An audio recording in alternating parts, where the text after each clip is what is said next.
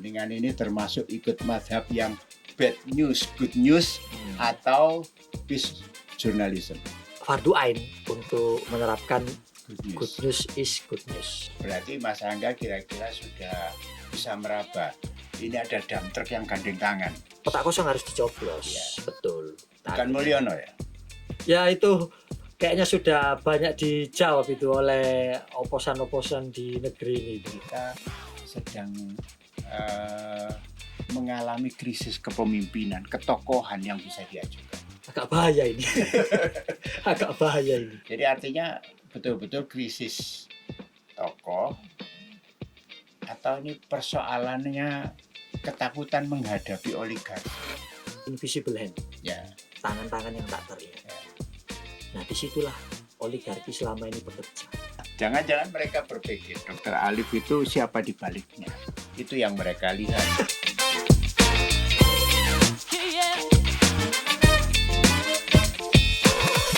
Assalamualaikum warahmatullahi wabarakatuh. Waalaikumsalam. Jumpa lagi di podcast Ngopi di Sik, Ngobrol Pagi Dialog Gresik, yang tentunya akan menyajikan berbagai perbincangan menarik seputar kota Gresik.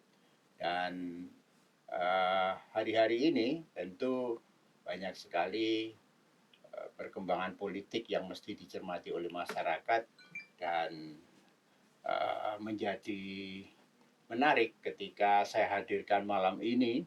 Saya sungguh senang karena malam ini ditemani Mas Angga Purwancara.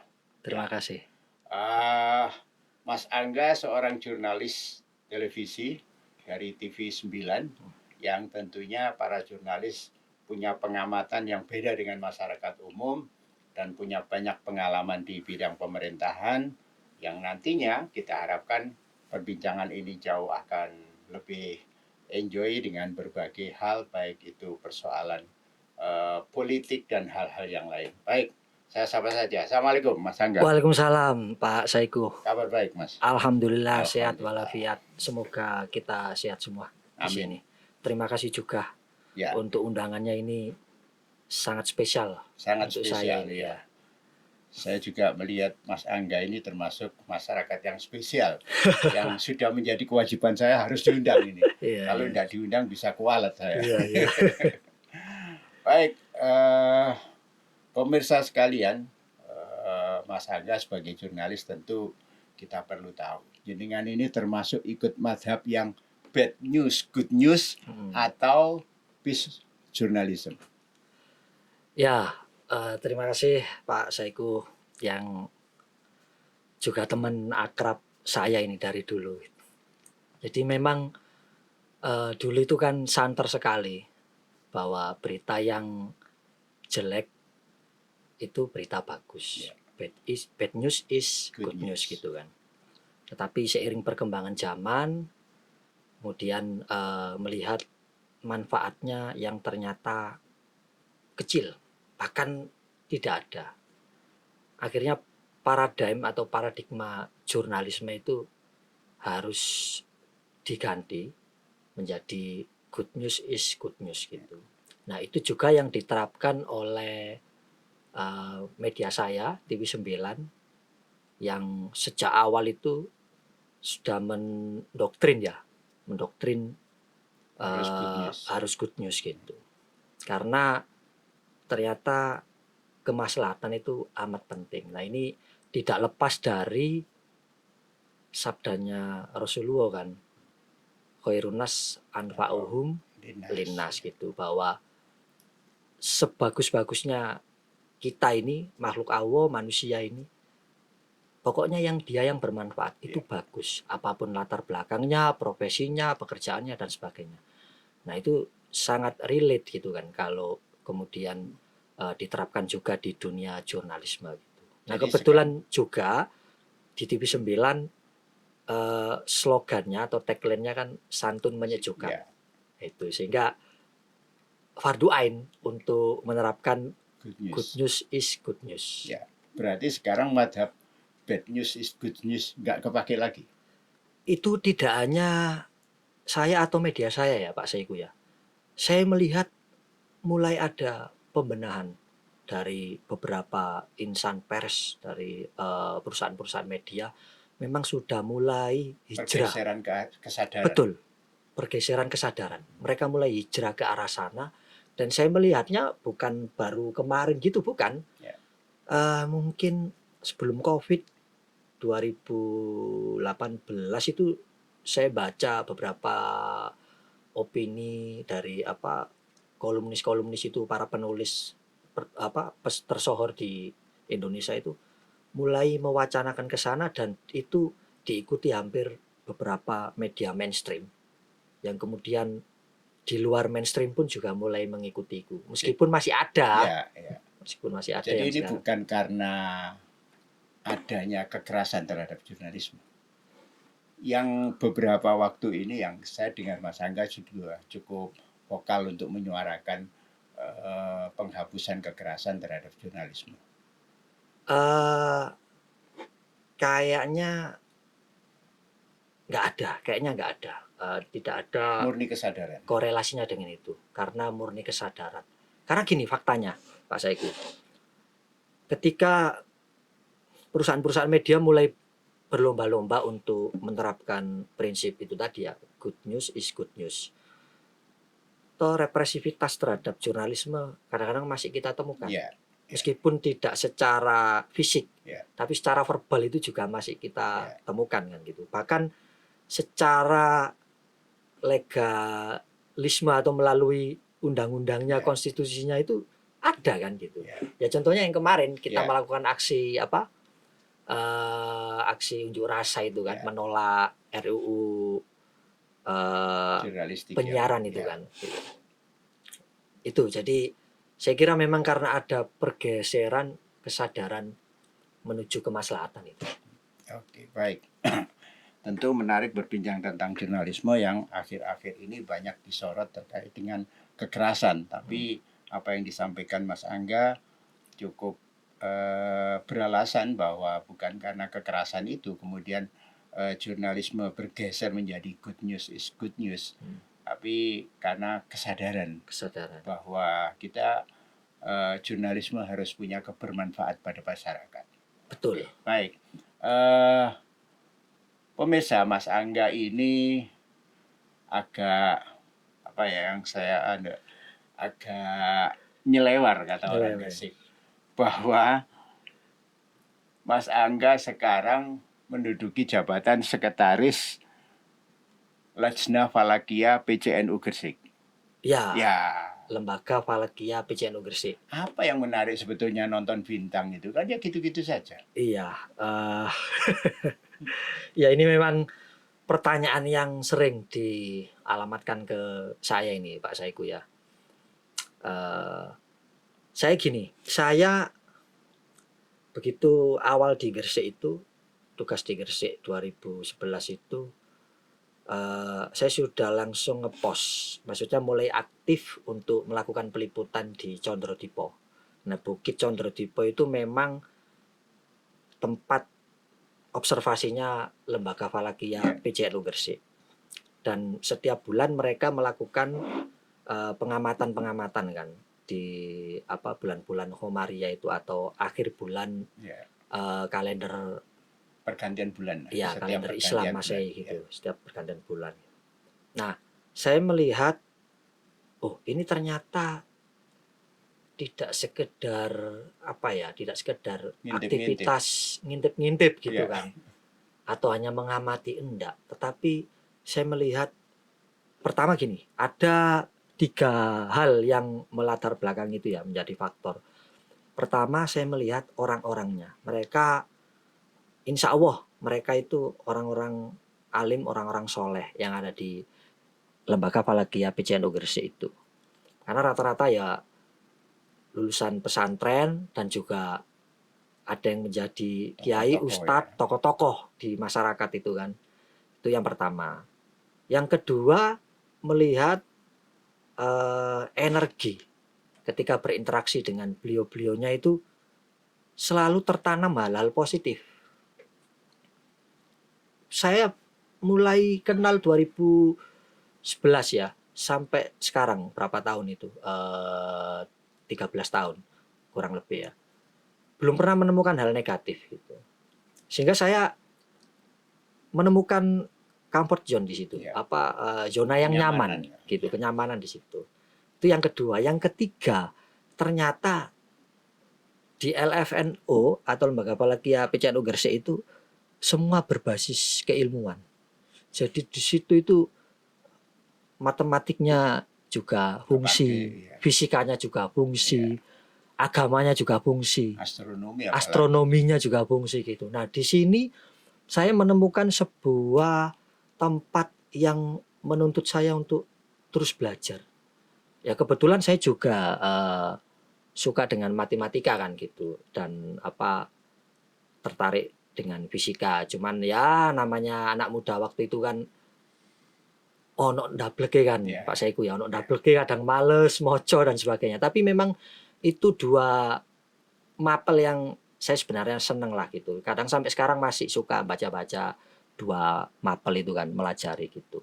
Nah disitulah ternyata fisika, matematika, dan astronomi itu dipelajari di situ. Nah itu yang membuat saya tertarik untuk kemudian bergabung. Yang awalnya saya di periode ketua lama itu 2015 itu humas. Kemudian di periode yang ketua sekarang, ya alhamdulillah diberi amanah, dipercaya oleh beliau-beliaunya, gus-gus di situ, kiai di situ untuk mengemban sekretaris. Oke. Luar biasa. Ini jarang sekali ada jurnalis yang tertarik pada fenomena falakia, kecuali tadi ketertarikan karena keilmuan yang diwacanakan oleh mereka yang begitu banyak sekali. Ya, dan bagusnya lagi falakia itu tidak akan terpengaruh oleh arus politik. Ini saya setuju. Ini saya setuju. Ya, betul. Ngomong soal politik ini Mas Angga. Gambaran seperti apa pilkada yang sudah begitu banyak dilangsungkan, mulai dari persiapan sampai pendaftaran, tahu-tahu kondisinya jadi carut marut semacam ini. Kira-kira apa ini, petanya seperti apa Mas Angga? Ya, saya dan teman-teman Pak Saiku ya, teman-teman jurnalis di Gresik mengamati dinamika politik yang terjadi di Gresik ini kan sejak Pilpres, bahkan sebelum Pilpres mulai ada dinamika dari para capres itu. Kami memperhatikan terus itu gitu, mengamati progres dinamikanya. Nah ini yang masyarakat banyak yang nggak tahu, terutama masyarakat Gresik juga kan gitu. Karena kemarin kemunculan dari paslon Ya Alif atau Gus Yani Dr. Alif itu juga mengejutkan publik Gresik, gitu kan. Bahkan lucunya gini, sekitar seminggu lalu ada teman itu WA saya tanya, Mas, ini nanti Gus Yani itu melawan siapa gitu.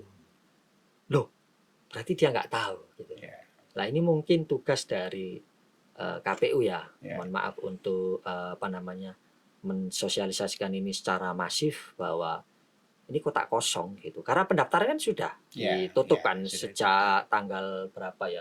Pokoknya waktu 27 29 ditambah 3 hari lagi kan. Diberi perpanjangan waktu 3 hari. Tanggal 2 ya? 2 September. Nah, sekarang sudah seminggu dari hari ini, seminggu lalu teman saya tanya, artinya sudah ada beberapa hari sejak ditutup pendaftaran itu, tapi masih dan ada masyarakat juga tidak paham. Gitu. Nah, oke, saya kembali ke poin tadi. Kami mengamati itu dan saya sempat begini, saya sempat WA dengan salah satu komisioner dari KPU itu Pak, menanyakan terkait aturan dari kotak kosong. Karena memang saya belum melajari itu ya, belum melajari itu. Dan itu saya tanyanya sekitar tanggal belasan Agustus itu. Artinya jauh dari pendaftaran kan? Sebelum pendaftaran. Sebelum pendaftaran. Berarti Mas Angga kira-kira sudah bisa meraba.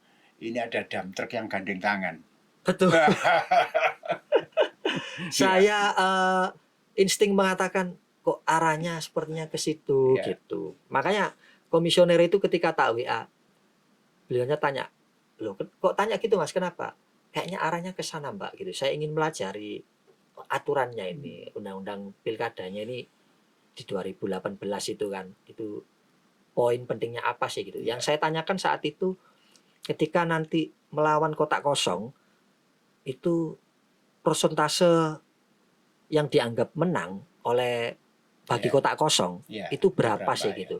Nah, waktu itu saya belum tahu. Saya masih awam terkait itu, Pak Saiku ya. Saya awalnya berpikir dari DPT hampir 1 juta itu, Berapapun menang. ketika yang ke ya Alip itu 49, Iya. sisanya baik yang ke TPS maupun yang nggak ke TPS Iya. itu dihitung sebagai hasil suara dari kotak kosong. Terus menang. Saya pikirnya Iya. gitu awalnya. Ternyata enggak. Ternyata semua harus tetap berbasis kehadiran di Iya. TPS. Nah, artinya kan Kotak kosong harus dicoblos. kotak kosong harus dicoblos. Iya. Betul. Nah, kalau begitu ya eh, apa possibility dan probability dari incumbent ya besar Dipertanyakan. sekali. Besar sekali. Besar Ya. sekali untuk Besar menang sekali. gitu. Besar sekali untuk menang. Makanya saya waktu itu begitu mulai paham dengan aturan itu, langsung tak balas lagi kan WA-nya komisioner itu. "Oh ya, agak ringan Mbak musuhnya." Saya gitu. Itu saya melihatnya seperti itu Pak Saiku ya. Dan juga selain saya juga ada beberapa teman yang kami mendiskusikan bahwa sepertinya ini gabung gitu. Karena memang ada apa namanya konstelasi politik nasional yang nggak bisa dibendung. Orang menyebutnya kan tsunami politik ini. Iya.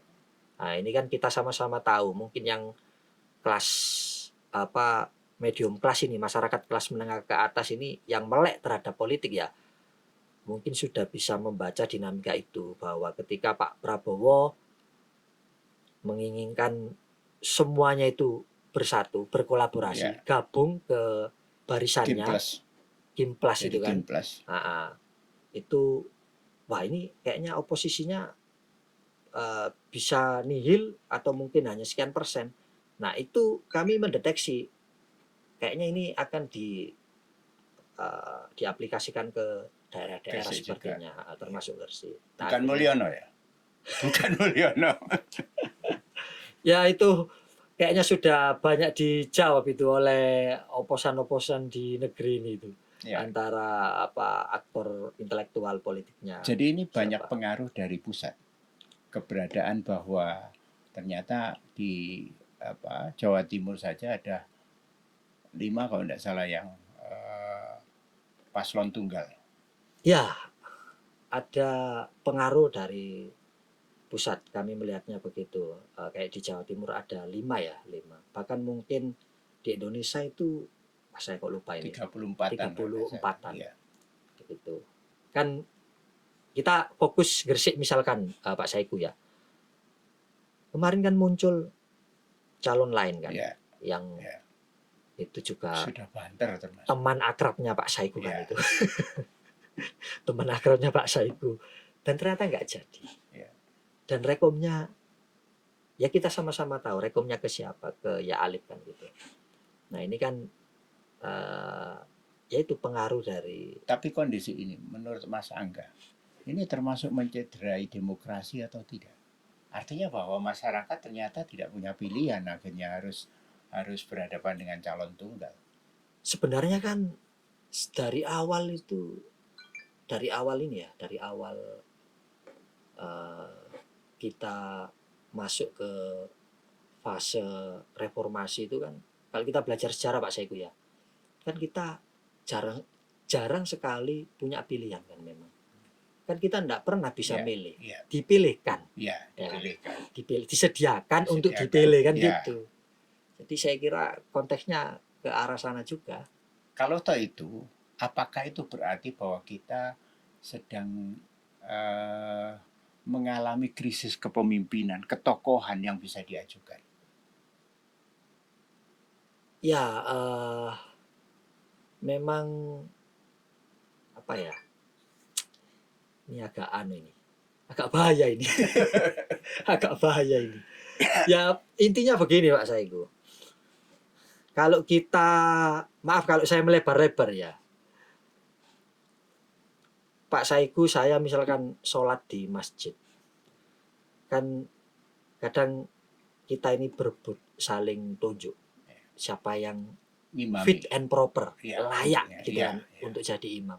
Monggo Pak Saiku mawon, masa nggak mawon? Ah jenengan mawon Pak Saiku. Fatihah luwih fase, lebih fase dan seterusnya gitu. Nah, culture itu yang nggak ada di politik kita. Culture itu. Sehingga produk kepemimpinan selama ini hanya disepakati oleh elit.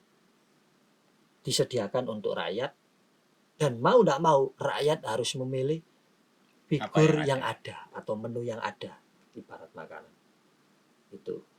Jadi artinya demokrasi kita paling tidak sepenuhnya bisa dijalankan Betul. karena ini. Betul. Belum benar-benar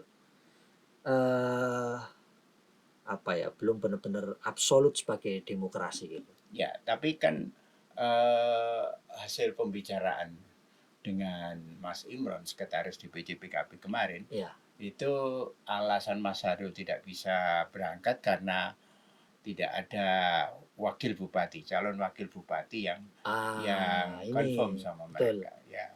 Jadi artinya betul-betul krisis tokoh atau ini persoalannya ketakutan menghadapi oligarki. Kalau oligarki memang kayaknya nggak bisa kita itu lepas dari cengkeraman oligarki ya. Jadi saya pernah baca buku judulnya Invisible Hand. Tangan-tangan yang tak terlihat. Nah disitulah oligarki selama ini bekerja. Mereka tidak pernah terlihat.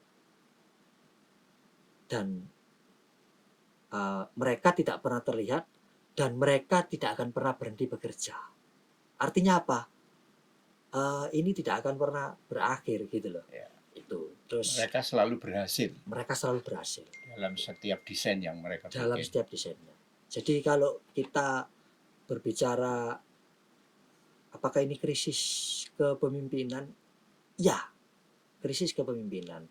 Karena ada sebenarnya figur yang bisa kita munculkan ya, layak untuk kita munculkan. Karena dia di luar elektabilitas misalkan. Dia punya yang namanya atau parameter etikabilitas.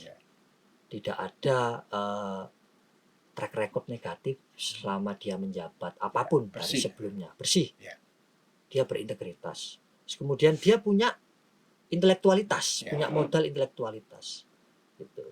Dia memahami peta politik, dia memahami culture sosial, culture politik, budaya dan sebagainya.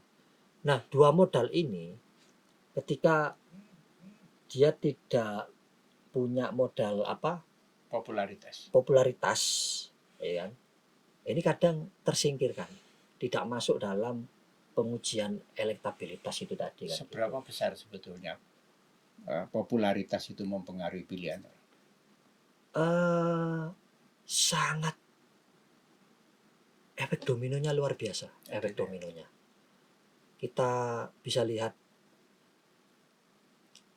dunia politik kita ya, kan dalam 10 tahun terakhir mungkin ya, atau 5 tahun terakhir, berapa banyak itu artis-artis yang didirect oleh parpol untuk bergabung kan. Nah ini menunjukkan bahwa betapa pentingnya popularitas itu bisa mendongkrak elektoral suara partai kan gitu. Sekalipun tahun ini juga banyak yang bertumbangan. Betul. Harusnya kalau menurut saya Pak Saiku ya, harusnya bukan artis yang didirect, tapi civil society, yaitu orang-orang sipil, dosen misalkan. Cari di perguruan tinggi yang bonafit, yang memang terkenal dengan jurnal ilmiahnya itu menginspirasi banyak orang, memberi manfaat banyak orang, kemaslahatan banyak orang, yang selama ini artikel-artikelnya, gagasannya, pemikirannya itu memberikan terobosan dalam setiap pembangunan baik di negara maupun di daerah-daerah. Cari orang-orang yang seperti itu, tawari masuk ke politik, ke parpol gitu kan. Nah, tapi kan Berarti sebetulnya politik kita tidak terlalu tertarik dengan intelektualitas, betul hanya tertarik pada popularitas. pada popularitas, betul. Nah itu fakta itu kan menunjukkan kalau saya misalkan tidak punya intelektualitas, bahkan mungkin tidak punya etikabilitas, hanya bermodalkan popularitas, Ya. Apa jadinya nanti? itu akan diderek parpol. Dan apa jadinya nanti? Ya. Apa dampaknya? Ya. Nah, yang ada apa? Disinilah invisible hand itu bekerja. Ya, berarti parpol-parpol itu sesungguhnya tidak membangun demokrasi sehat selama ini. Sebenarnya iya. Saya nggak enak ngomong sama sampean karena sampean punya parpol. Pak Saiku Tidak punya parpol. apa-apa sebetulnya ya. Betul. Padahal itu yang sebenarnya kami harapkan. Ada parpol harusnya menjadi public educator, harus mengedukasi publik masyarakat gitu kan. Tetapi ternyata nilai-nilai itu kayaknya belum disentuh secara intens gitu. Masih interestingnya masih ke nilai-nilai popularitas itu. Nah ini kalau misalnya kita bicara tentang popularitas, sekarang kita menghadapi pilkada di mana calon tunggal melawan kotak kosong. Sejauh apa popularitas kotak kosong ini untuk menghadapi calon tunggal? Ya, sampai hari ini mungkin masyarakat masih banyak yang tidak tahu sampai hari ini. Ya contohnya beberapa teman saya yang sempat WA tanya itu, kalau Gus Yani ini mau melawan siapa mas? Kan nggak ngerti. Begitu saya kasih tahu kotak kosong, maksudnya gimana? Nah, mereka menanyakan itu. Nah ini memang sebuah keawaman masyarakat kita terhadap proses demokrasi ini kan gitu. Bahwa ada fakta yang harus kita hadapi di Gresik, yaitu incumbent melawan kotak kosong. Tetapi masyarakat masih belum tahu apa itu kotak kosong. Nah, terkait dengan popularitas kotak kosong, sampai hari ini saya melihat di dunia maya maupun nyata ya, dinamikanya kayaknya masih berputar-putar di beberapa ya kalangan inilah oposisi dari Pemkab Gresik. Mereka yang sakit hati. Mereka gitu ya, beberapa civil society di Gresik. Hanya orang-orang kalangan tertentu yang memang menyuarakan kotak kosong ini. Belum pada sampai akar rumput. Gitu. Masyarakat kita masih banyak yang belum tahu itu.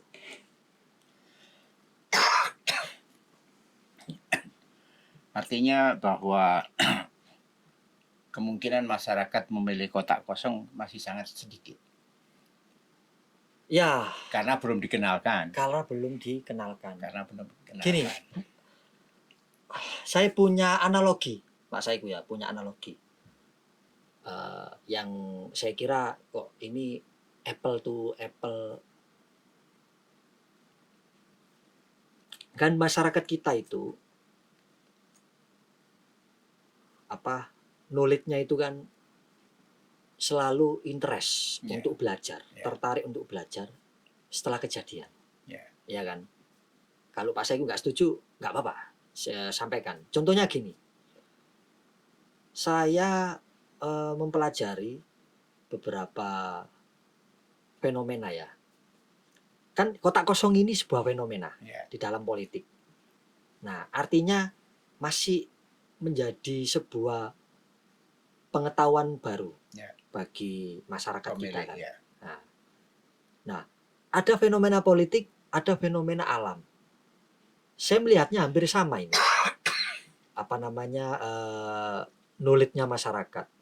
Dulu masyarakat kita itu ketika kejadian tsunami 2004 di Aceh, kan banyak yang nggak tahu apa itu tsunami. Belum punya kesadaran karena di tahun-tahun sebelumnya, tahun 90-an, 80-an, 70-an Tidak pernah ada tidak pernah pembahasan. ada tsunami, Pembahasan sehingga tidak tsunami. ada pembahasan. Ya. Bahkan tidak masuk dalam kurikulum Ya. pendidikan kan tentang IPA, ilmu Ya. pengetahuan, nggak ada. Barulah setelah kejadian dahsyat itu semua mulai terbelalak, semua mulai melek untuk paling nggak tanya-tanya, Ya. apa ini tsunami? Oh, tsunami itu fenomena alam, sebuah kejadian yang terjadi pokoknya mari gempa bumi. Ya. Dan gempanya di laut. Nah, itu paling enggak poinnya itu kan gitu. Nah, terus di gempa Palu ada tanah yang bergeser, menggulung rumah-rumah. Apa ini? Ya kan, apa ini? Barulah di situ semua belajar. Oh, ini namanya fenomena likuifaksi. Ya kan? Karena tanahnya di dalam, di dasar itu mengandung zat air yang cukup besar airnya, dan ketika digoncang gempa itu airnya menggulung-gulung terus geser. Nah, ini fenomena alam. Maka saya melihatnya terkait dengan kotak kosong ini juga fenomena kan, fenomena politik. Nah, yang terjadi di Indonesia itu hanya di tahun 2018 saat itu, Pak Saiku. Dan itu pun itu pun saya kira karena baru terjadi sekali dan hanya di satu kota, sehingga belum memberikan dampak masif ke negara ini, ke masyarakat di satu negeri ini kan gitu. Oleh karena itu sampai hari ini masyarakat Gresik sendiri khususnya ya masih awam. Apa itu kotak kosong gitu. Padahal masyarakat kita ini banyak yang mengatakan termasuk masyarakat kepo.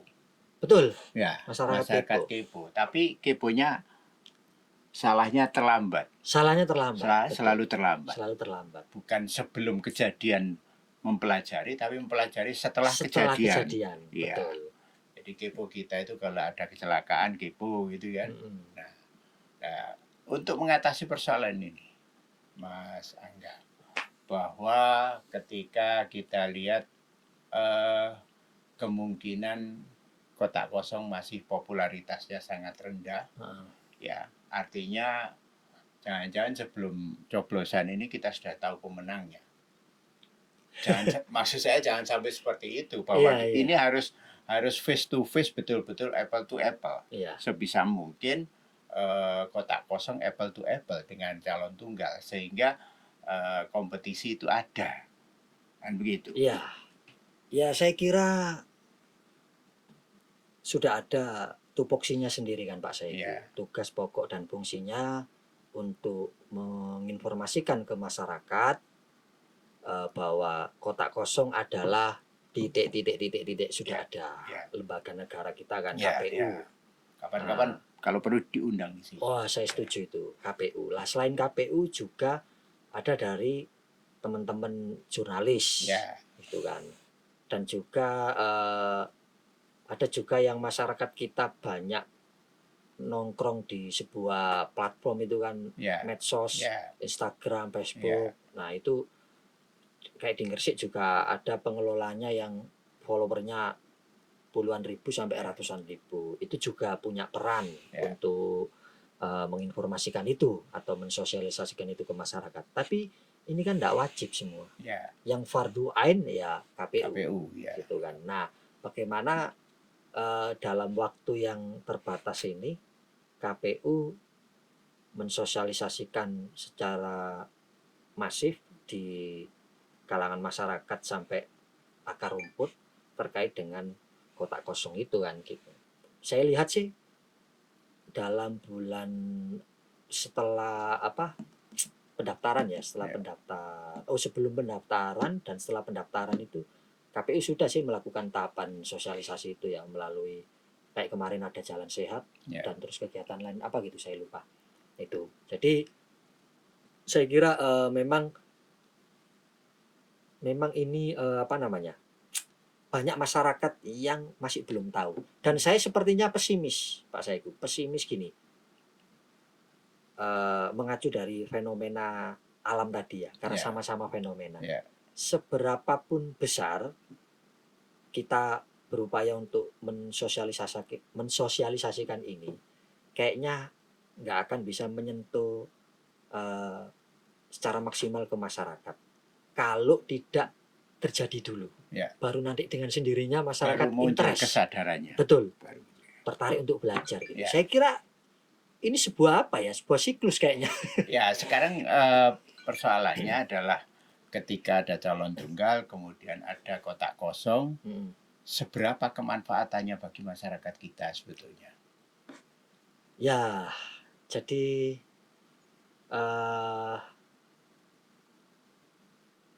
kotak kosong ini kan menunjukkan bahwa ya masyarakat Tidak apa ya, menghendaki calon tunggal. iya, nggak ada semacam nggak ada pilihan lain gitu ya, Ya. nggak ada pilihan lain dan apa ya, gini saya melihatnya begini. Jadi kalau ada 3 paslon, 2 paslon, seminimal mungkin meskipun bukan selera dari masyarakat, Ya. tapi masyarakat punya pilihan, Pilihan. alternatif pilihan gitu. Tapi ketika hanya dengan kotak kosong, masyarakat nggak punya alternatif pilihan lain kan Ya. gitu.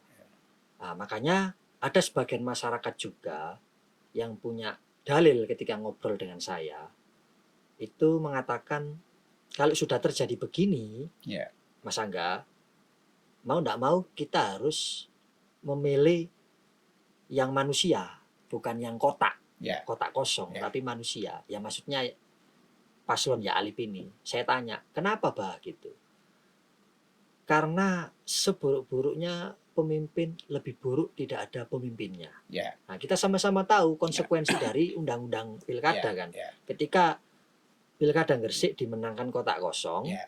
maka Tetap ada nanti pemimpin. tetap ada pemimpin, Ya. tapi Penunjukan. itu PJ. Ya, penunjukan. Yang berapa tahun ya? 1 atau 2 tahun? 1 tahun. Sementara tahun Nah, 2025 akan diulang. akan pemilihan diulang lagi, ya. tahun 2025. Kemarin di RRI sepakat Ya, kan ya. itu. Nah, artinya kan dalam 1 tahun itu, Pak Saiku, kita warga Gresik membuang waktu. Ya. Kenapa membuang waktu? Karena PJ tidak punya hak prerogatif Ya. untuk menjalankan program-program strategis di Gresik kan, atau Ya. misalkan program nawakarsanya dari Gus Yani, itu kan enggak. Ya. Hanya semacam jalan di tempat aja kan. Ya. Itu nggak bisa apa ongoing untuk mengeksekusi sektor A, sektor B, sektor pendidikan atau infrastruktur kesehatan dan lain-lain gitu. Nah, ini yang dilihat oleh ya beberapa orang aja yang Ya. beberapa kali saya temui yang memang agak paham dengan politik gitu kan. Ya. Nah, tetapi yang masyarakat kita di bawah itu yang banyak yang nggak paham Ya. dengan politik itu kan, masih belum melek politik itu. Itu satu problem menurut saya itu. Tapi tagline-nya kan begini. Kalau kita punya calon tunggal melawan kotak kosong tidak akan pernah bohong. Kotak kosong selalu jujur bahwa dia kosong gitu loh. Yang benar nggak ada apa-apanya. Iya. Ya begini, kotak kosong itu akan menjadi wadah bagi orang-orang yang pasti tidak puas dengan kinerjanya yang saat ini. Sejauh apa kinerja saat ini? Karena saya dengar juga banyak yang mengeluhkan kinerja pemerintah kabupaten saat ini. Ini kata mereka ya. Kata mereka ya. Kan saya ini jurnalis. Saya kan nggak boleh dong paling tidak dapat bocoran-bocoran lah. Ya, maksudnya gini Pak Saiku. Saya berteman baik dengan Pak Saiku gitu kan. Nah, ini dalam ranah pertemanan, dalam wilayah pertemanan. Itu dalam wilayah sosial, dalam wilayah budaya, humanisme. Dalam humanisme gitu kan. Tetapi ketika sudah berbicara karya jurnalistik atau berita, ya kan. Nah, maka saya harus berimbang. Artinya apa yang dikatakan Pak Saiku akan saya tampung, dan apa yang dikatakan lawannya Pak Saiku saya tampung juga. Nah, ini kalau sudah dalam ranah profesi ya, karya ya, istilahnya itu tadi yang disebutkan Pak Saiku, cover both side.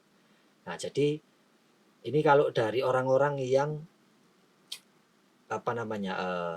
tidak puas, Ya. yang tidak puas dengan Gus Kinerja Yani, saat ini, ya. betul. Ya maupun Dokter Alif juga Ya. tidak puas dengan Dokter Alif. Agak aneh juga ini menurut saya karena Dokter Alif belum menjabat. Kok Ya. bisa Anda itu tidak puas dengan Dokter Alif? Apa yang sudah diperbuat Dokter Alif? Belum ada. Jangan-jangan mereka berpikir Dokter Alif itu siapa di baliknya. Itu yang mereka lihat. Bukan lagi dilihat Dokter Alifnya gitu. Ya itu mungkin isi pikirannya dan hatinya. Saya nggak bisa melihat itu.